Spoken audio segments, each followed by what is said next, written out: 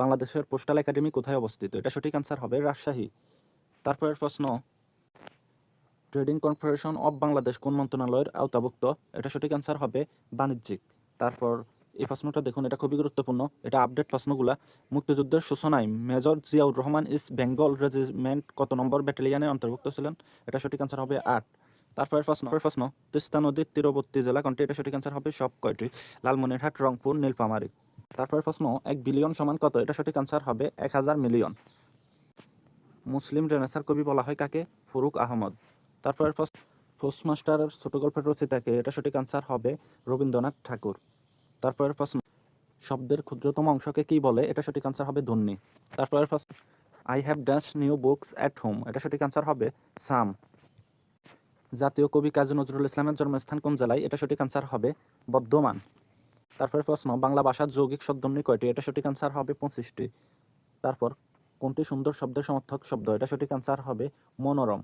তারপর প্রশ্ন, বাংলা ভাষার ব্যঞ্জনবর্ণ কয়টি? এটা সঠিক অ্যান্সার হবে 39টি, আর স্বরবর্ণ 11টি। মোট বললে আপনার প্রশ্নটা এমন হয়, বাংলা ভাষার মোট বর্ণমালা কয়টি? এটা সঠিক অ্যান্সার হবে 50টি, আর শুধু ব্যঞ্জনবর্ণ 39টি, আর স্বরবর্ণ 11টি। তারপরে প্রশ্ন, বাংলাদেশের প্রথম নারী প্রধানমন্ত্রী বেগম খালেদা জিয়া কবে মারা যান? এটা সঠিক অ্যান্সার হবে 30 ডিসেম্বর 2025।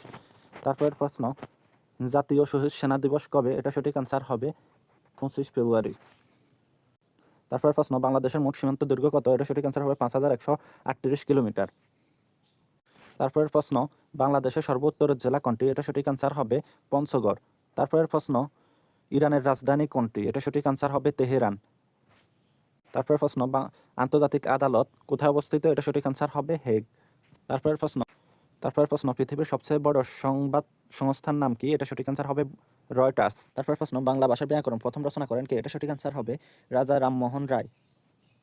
তারপরের প্রশ্ন, দৌলতদিয়া ঘাট কোন নদীর তীরে অবস্থিত? এটা সঠিক অ্যান্সার হবে পদ্মা।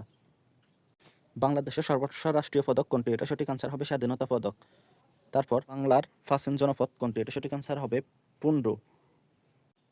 তারপরের প্রশ্ন, আনারস শব্দটি কোন ভাষা থেকে আগত? এটা সঠিক অ্যান্সার হবে পর্তুগিজ। আর এখানে পর্তুগিজ ভাষার অনেকগুলো শব্দ আছে যেগুলো বিভিন্ন বারই আসা পরীক্ষায় এই ধরনের প্রশ্নগুলা।